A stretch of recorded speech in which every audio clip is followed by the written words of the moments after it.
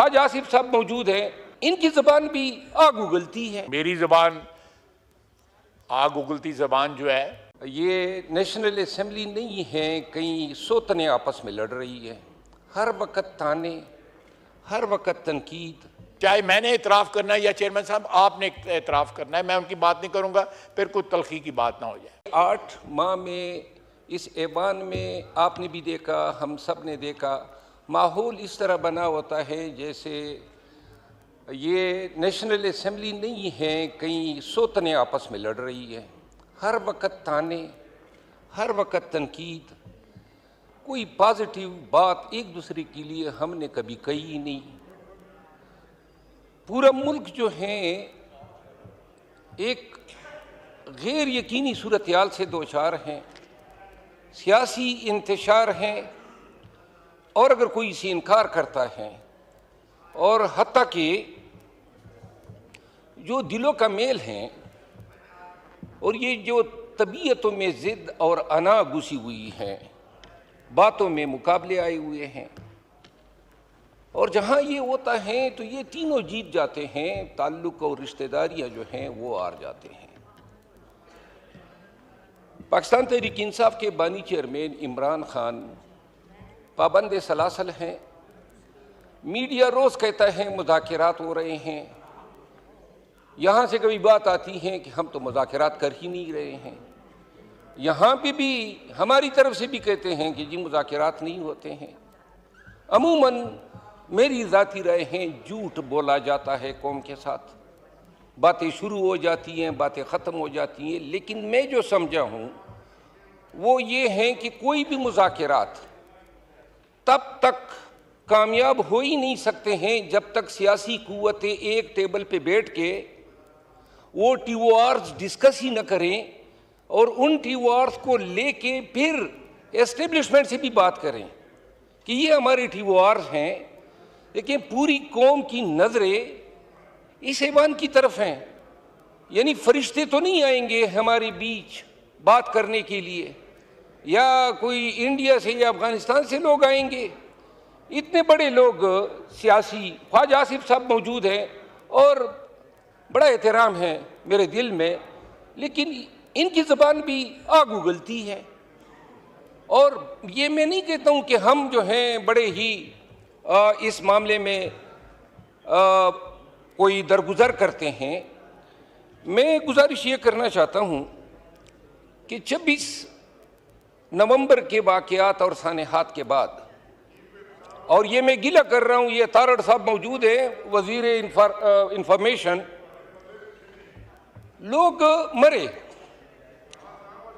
तो ये पाकिस्तानियों का हक है, हम झूठ बोल सकते हैं, लेकिन रियासत के एक तर्जमान के तौर पे जब आप बात करेंगे और उसमें कोई आमेज़श होगी, कोई भी गलत बयानी होती है, आपसे ये गिला है।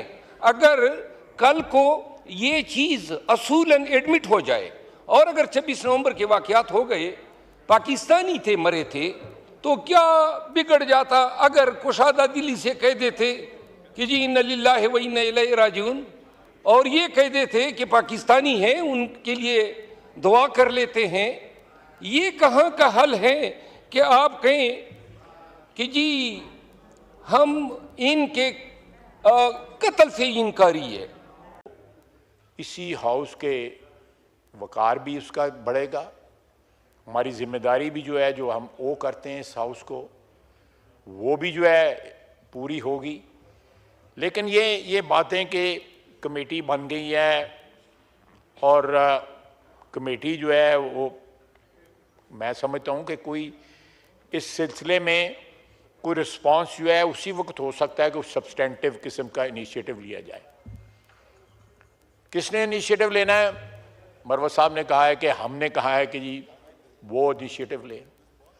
उन्होंने ये भी कहा कि यहाँ पे जो क्लेम है कि 12 अमवात हुई हैं, वो क्लेम जो है वो हमें इन्ना लिल्लाहि व इन्ना इलैहि राजिऊन नहीं कह देते।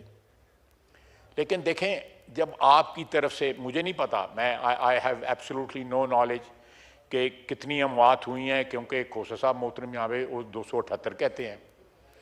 अब ये फाइनली 12 पे आए हुए हैं। लेकिन ये भी तो बनता है ना कि वहाँ पे जो रेंजर्स शहीद हुए हैं, जो पुलिस वाले शहीद हुए हैं, उनको किसने मारा है, उनकी कंडेमनेशन करें ना। कंडेमनेशन भी जो है उसमें भी इक्विटी होनी चाहिए। कंडेमनेशन जो है वो सिलेक्टिव नहीं होनी चाहिए, कंडेमनेशन में भी इक्विटी होनी चाहिए।